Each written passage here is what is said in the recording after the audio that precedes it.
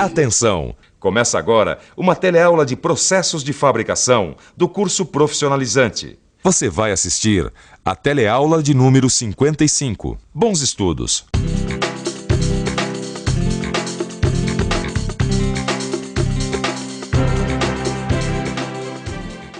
Na última teleaula, a gente viu que uma das partes fundamentais nos processos de retificação de peças é o rebolo.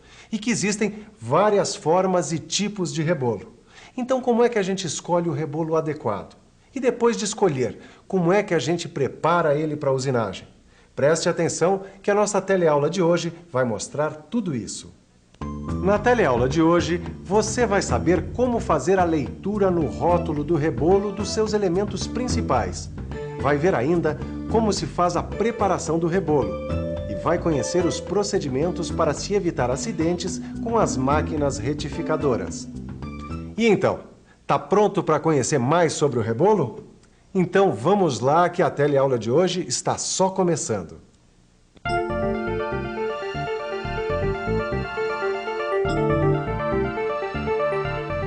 Como a gente viu, a retificação de uma peça se faz com alguns objetivos que vale a pena a gente retomar. Depois de usinada na furadeira, no torno, na plana ou na fresadora, a superfície da peça pode ficar com rugosidades ou com saliências, assim como durante um tratamento térmico, em que as peças podem ficar ligeiramente deformadas e com as superfícies endurecidas. A retificação não só permite um melhor acabamento às peças, como também proporciona exatidão em suas medidas. Qualquer que seja o objetivo da retificação que se vai fazer, você vai ter que conhecer bem como escolher e preparar o rebolo. Portanto, a gente começa dando uma olhada na escolha do rebolo. Os rebolos sempre trazem este selo aqui que tem um código universal com letras e números que indicam suas especificações. Pois é, Silva, eu já tinha visto, mas não tinha entendido o que é que esse código significa. Esse código indica os parâmetros que devem ser considerados na escolha do rebolo adequado para o tipo de trabalho que você vai fazer. Veja, esses números aqui indicam as dimensões do rebolo, que neste caso são 200 milímetros de diâmetro por 25,4 milímetros de espessura, com um furo de 31,8 milímetros. Aqui nós temos a indicação de rotações máximas para este rebolo, que são 3.103 rotações por minuto.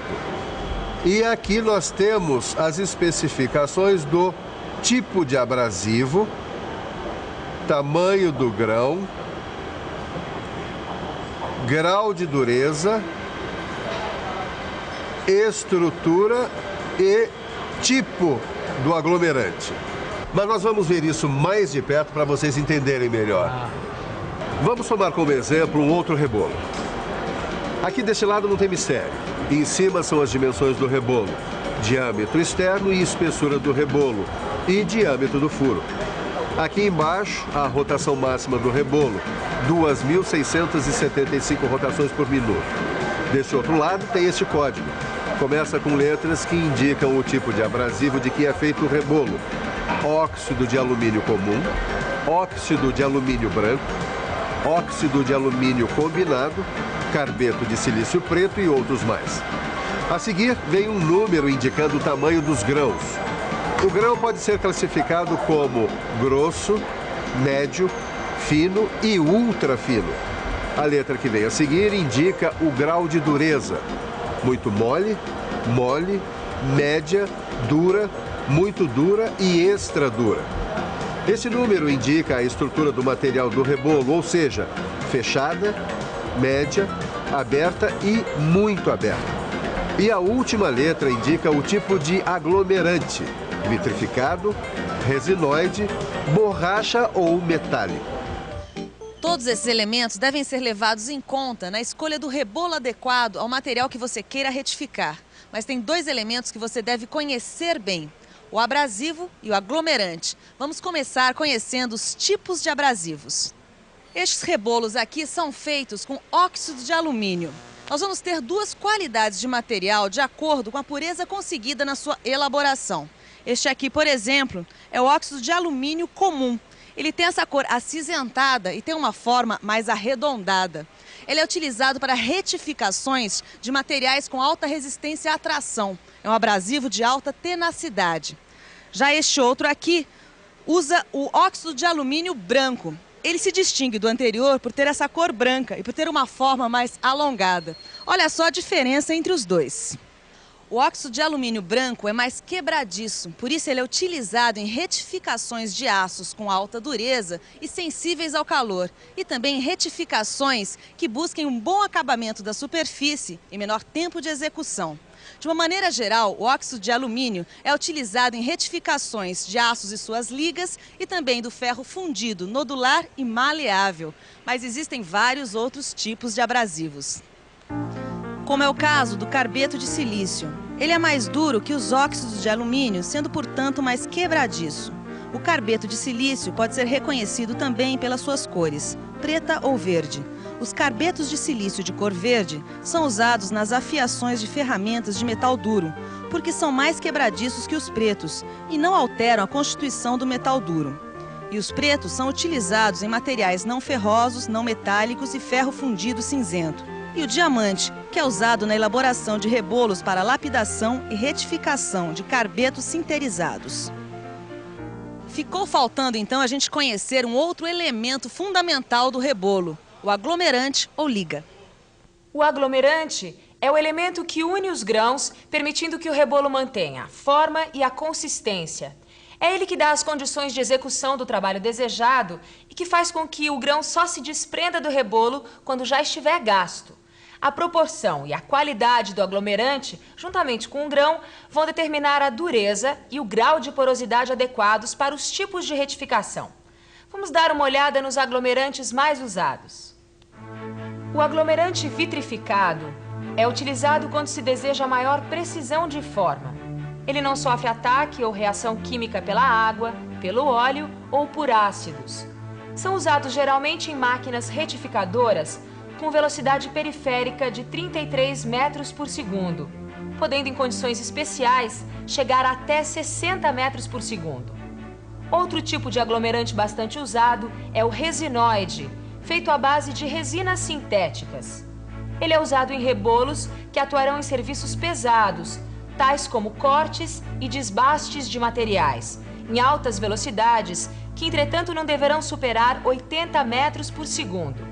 Finalmente, vale destacar os aglomerantes à base de borracha, que são usados em rebolos que atuarão no corte de metais e principalmente na função de transporte nas retificadoras sem centro ou centerless. Existem ainda os aglomerantes à base de goma laca e oxicloretos, que hoje são muito pouco usados. Bom, escolhido o rebolo adequado, a gente tem que prepará-lo antes de começar a retificação da peça. E é isso que a gente vai ver agora. A preparação do rebolo. O primeiro passo é verificar se o rebolo não está trincado. Para saber isso, basta levantar o rebolo assim, ó, pelo furo e ir dando pequenos golpes com um macete se o aglomerante for vitrificado. Ouve só. Esse rebolo está bom, tá ouvindo? Ele produz um som leve, metálico. E esse outro aqui, ó. Esse outro está trincado, ouve só. O som sai apagado, abafado. Percebeu que está trincado, tem que trocar. Outra coisa, você não deve tirar esse selo aqui, ó, porque ele também serve para melhorar o assentamento, a fixação do rebolo, quando você for colocá-lo entre as flanges. O passo seguinte é balancear o rebolo e fazer a retificação dele, ou seja, deixá-lo mais plano, mais concêntrico e melhorar a superfície cortante dele. Esta retificação do rebolo também é chamada de dressagem. Mas só falar não adianta, né? Vamos ver tudo isso mais de perto. Antes de retificar o rebolo, ou seja, de fazer a dressagem, a gente tem que fazer o balanceamento. A gente começa montando o rebolo sobre o flange. Aí, a gente coloca o flange superior e junta os dois com esta porca de fixação. Feito isso, a gente coloca o conjunto sobre o eixo de balanceamento e este sobre as réguas de apoio do dispositivo de balanceamento. O dispositivo deve estar regulado para que todo o conjunto esteja no mesmo nível. Aí, é basicamente como balancear a roda de um carro. Os flanges têm estas ranhuras e nelas é possível colocar contrapesos. A gente coloca 3 contrapesos. Estes pesos podem ser movimentados dentro da ranhura. Se um lado do rebolo estiver mais pesado, ele vai girar. Movimentam-se os pesos até o rebolo ficar parado, em 3 posições diferentes, uma a 120 graus da outra. O rebolo parando de girar nas 3 posições é sinal de que já está balanceado e é possível, então, fazer a dressagem. Para fazer a dressagem, fixamos o rebolo na máquina e esta ferramenta aqui, o diamante de retificação, fixamos nesta placa magnética, que está montada sobre a mesa da retificadora. A gente liga o rebolo e faz com que ele vá tangenciando o diamante. Assim. Isto várias vezes com pequenas profundidades de corte e avanço transversal da mesa lento.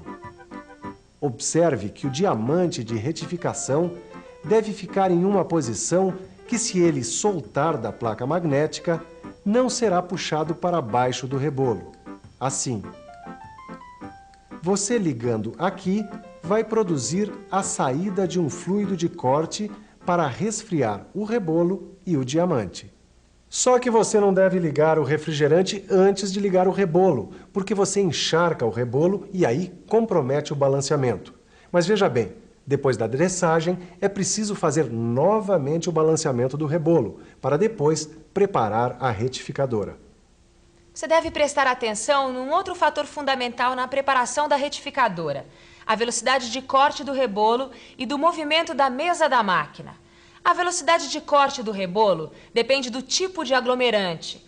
Numa velocidade baixa, haverá desperdício do abrasivo e o trabalho vai render pouco. Uma velocidade muito alta pode provocar a quebra do rebolo. De um modo geral, para cada tipo de aglomerante, você vai ter uma determinada velocidade indicada. O fabricante também dá as especificações. Isso tudo e mais outras informações sobre esse assunto você tem no seu livro de estudos. Dê uma boa olhada, hein? Bom, mãos à obra, Silva. Em que máquina eu começo? Peraí. Primeiro os mais velhos. Cadê a minha máquina, Silva? Rapazes, ficou faltando vocês aprenderem como proceder em caso de acidente e isso é fundamental, certo? Certo. Claro. Pois então, vamos até ali. Vamos até ali.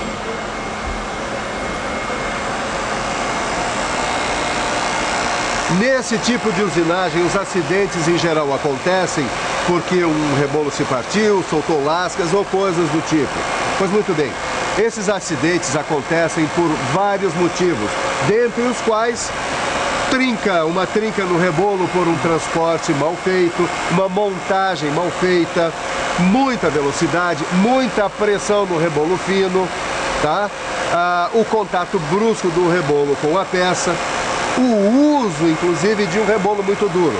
Pois bem, para evitar acidentes, vocês deverão seguir alguns procedimentos. Quando ligar a retificadora, ficar ao lado e não em frente ao rebolo. Obrigatoriamente, você deve usar óculos de proteção.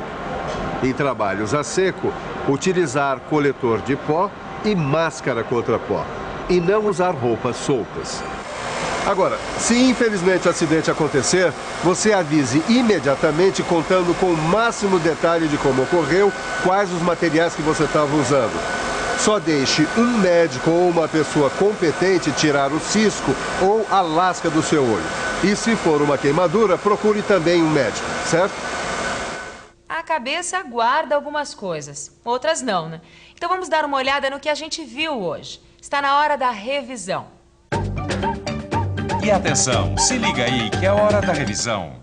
Na teleaula de hoje, você aprendeu a identificar as características de um rebolo pela leitura do seu selo. Viu ainda como é o processo de preparação de um rebolo, a verificação se está trincado, o balanceamento e a dressagem. E finalmente pôde conhecer os procedimentos necessários para se evitar acidentes com as máquinas retificadoras. Bom, a gente vai terminando a nossa teleaula de hoje. Não deixe de estudar no seu livro. Lá você vai achar tanto o conteúdo principal como informações auxiliares para você entender melhor o assunto. A próxima teleaula será sobre retificação plana. Não perca. Até lá!